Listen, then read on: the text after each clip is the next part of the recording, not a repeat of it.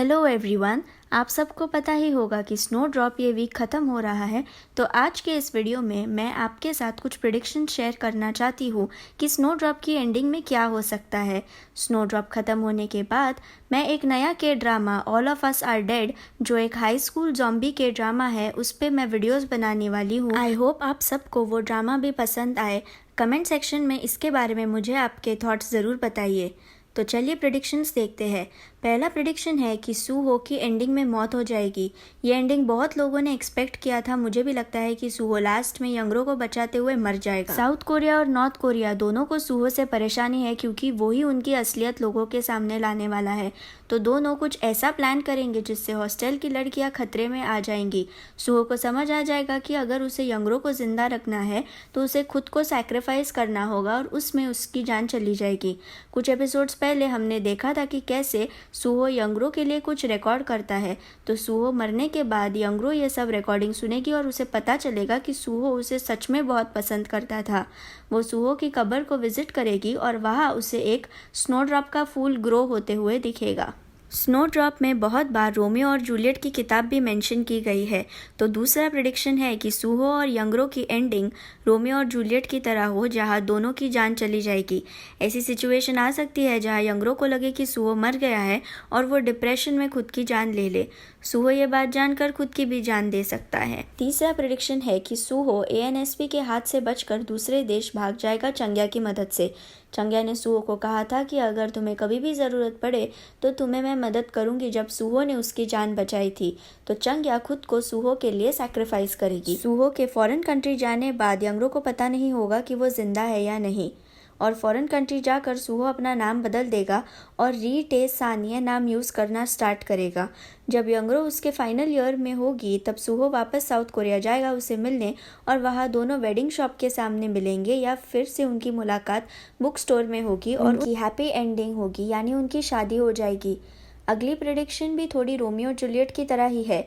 उन चांगसू, जो अब बीमार होने का नाटक कर रहा है, वो नाम टेल को सबक सिखाएगा और इलेक्शन जीतकर प्रेसिडेंट बन जाएगा।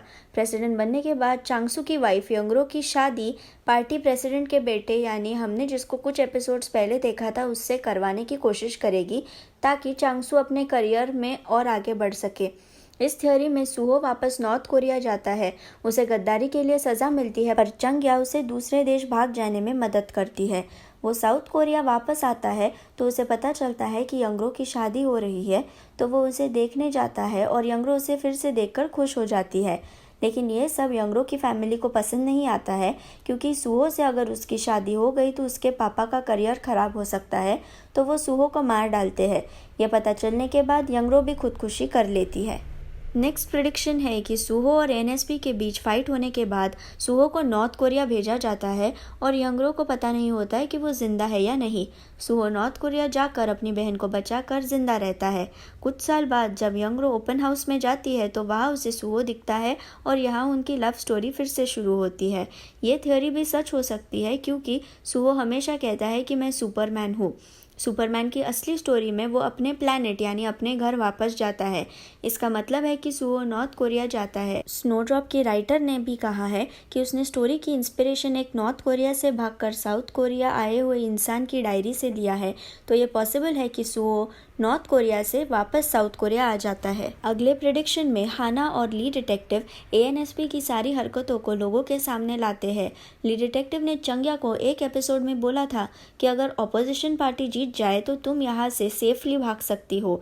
तो इस थ्योरी में अपोजिशन पार्टी जीत जाती है और एएनएसपी का रूल ख़त्म हो जाता है। सूहो और चंग्या साथ में भाग जाते हैं, ऐसी सिचुएशन बनाकर जहाँ सबको लगता है कि वो दोनों मर गए हैं, कि नॉर्थ कोरिया उनके पीछे ना लगे और सूहो की बहन भी सेफ रहे। कुछ साल बाद सूहो नई आइडेंटिटी के साथ साउथ कोरिया आकर यंगरो के साथ ओपन हाउस को जाता है, जैसे उसने कुछ एपिसोड्स पहले प्रॉमिस किया था। सूहो उसके लिए गिटार बजाता है और गाना भी गाता है, और ये हैप्पी एंडिंग है।